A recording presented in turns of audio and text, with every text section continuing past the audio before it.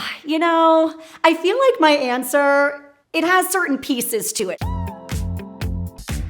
I think most real estate agents in New York City would also say the same thing. Board packages with co-ops when you're going through board approval frickin' sucks. It is a doozy. It takes up a lot of your time. It's really tedious. They require everything from you. You're basically putting together an entire booklet of your life. And then you're relying on strangers that you don't even know, reviewing that entire book and ultimately making a decision without really fully knowing you as a person. And that always brings a lot of anxiety to people. It brings a lot of anxiety to me on behalf of my people. I think it's necessary anxiety. If your real estate agent doesn't have that kind of anxiety going into a board package, then you're not working with the right person.